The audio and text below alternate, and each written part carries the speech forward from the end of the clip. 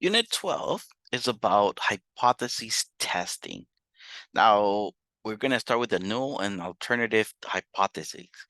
First of all, some of you might be, Mr. Leonzo, I think you had a typo because here in the title for the unit, you had a hypothesis with an I, but now you have it with E's. Well, the one with an I at the end, hypothesis, that means just one. Okay, it just means singular hypothesis. Now with the E's, hypotheses, that's basically plural. We're going to be looking at more than one hypothesis. That null and alternative. Now the null, let me come back to that in a minute. First of all, let me go some words. Again, kind of like how we did before. I have some keywords here. Statistical hypotheses. I left some space in there because I want you guys to be able to write things on your own. Okay, so you guys printed your notes. You guys are going to write things on your own. Some words, you guys can paraphrase what I say. So it doesn't have to be exactly how I say it. You guys can paraphrase it. So we're going to say the statistical hypotheses, for us to know, it is a statement about the numerical value of a population parameter. Okay, so I'm looking at something, I'm studying something, and this is a statement about the value. Now we're going to have the null hypotheses, and we're going to have the alternative hypotheses. As a matter of fact, we're going to denote this as HO. You guys see how the null hypothesis, I put H, and then there's a little O at the beginning, or 0 in this case. The alternative hypotheses, I'm going to call it HA. Well, H for hypotheses, and then A for alternative. And then here on the O, H of 0, is basically the null. Now, what is null hypotheses? Now, some people call it the status quo, right? Basically how everything is as we know it, right? The null hypothesis is everything as is as we know it, represent the hypothesis that will be assumed to be true unless the data that we provide can convince us that it is false, okay?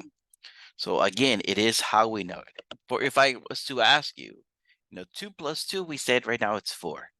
So the null hypothesis is basically everything as we know it. So don't change anything, it's how we know it. Now I'm doing a study.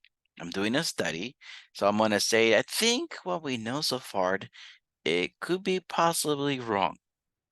Right? If I'm doing a research, I'm doing a study, happens a lot in medicine, right? We come up with a medicine, we come up with a pill. That's the null hypothesis because it's the pill that we know as of now. But then somebody comes and says, I think we can fix that. I think what we have right now is not quite it. So we're going to call the alternative hypotheses.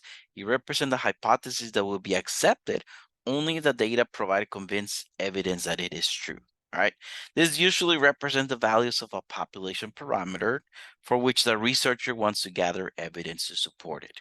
Okay. So again, we could have a pill out there. We could have some medicine.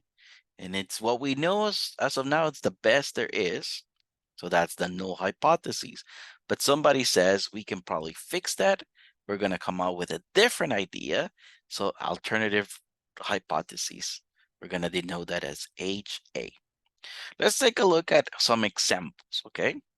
In a study investigating a link between walking and improved health, researchers reported that adults walked an average of 882 minutes in the past month for the purpose of health or recreation.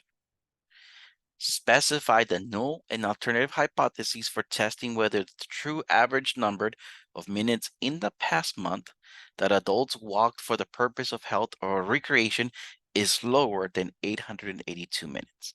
Okay, so I have to do my null hypothesis. I'm going to do H of 0. It's going to be something. And I had to do my alternative hypotheses, which I'm going to denote it as H of A. And it's going to be something. Now, according to researchers, they say that people walked an average, let me highlight this, walked an average of 882 minutes. Do you guys remember the Greek letters that we've been looking at, like sigma, mu, like all those Greek letters we've been looking at, there's one that represents average.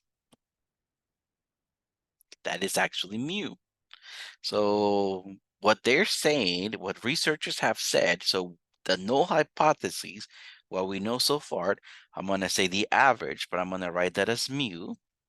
Average is equal to 882. That's the null hypothesis. However, I'm going to come over and look for alternative hypotheses. Remember, looking around here on my question, it says specify the null alternative hypotheses for testing whether the true average number of minutes in the past month that adults walked for purpose or health or recreation is lower than 882 minutes. Specify the word lower. Okay. Lower means less than, right? So my alternative hypotheses, I'm going to say the average. So I'm going to say mu is less than, because lower means less than 882. For today's assignment, I want you guys to practice on finding the null hypotheses and the alternative hypotheses. That's it. Like, I'm done with this question. It seems very simple. However, I want you guys to be very good at it. Right? We're going to use the null and alternative hypotheses through the whole unit. So I need you guys to be good at this. All right, let's take a look at another example. Suppose that the mean GPA of all students graduating from a particular university in 1975 was 2.80. Now, the registrar plans to look at the records of students graduating last year to see if that GPA has increased. Define notation and state the null and alternative hypotheses for this investigation. Okay, so I have to find the null. And remember, right, that one I do is H and then 0 there. And then for the alternative, I do H and then A. So there's a null, there's the alternative. Now, so far, I know that the students that so far in 1975, the GPA was 2.80. Now, GPA, you know, what's the A stand for? GPA, what does the A stand for? I know GPA means grade point average. Okay, so A stands for average. What's the Greek letter that we use for average? We use mu. So right now, what the first sentence says, what back in 1975, the average was 2.80. So the null hypothesis, I'm going to say the average is equal to 2.80.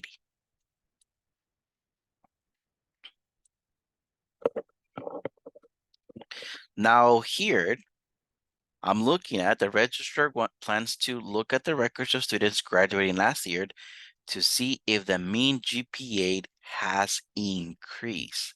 Okay, so the alternative, we're looking at increase. So this case, I want to use greater than. So I'm going to say the GPA that I'm looking for is greater than 2.80. Now, don't worry on how you're going to type H of 0 or H of A.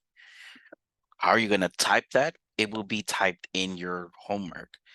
From the null and the alternative hypotheses, you're missing parts of it. Notice how right now I wrote the whole thing.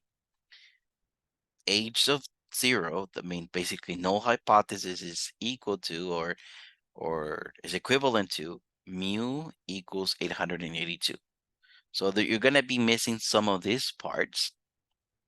For mu, you're going to have to find it. You know, it's on you click on it, it's going to be a list. It's going to scroll down. For symbols as well, like equals, less than, greater than, those you're going to click on it and it's going to scroll down as well. Now the numbers, I think that's easy to type.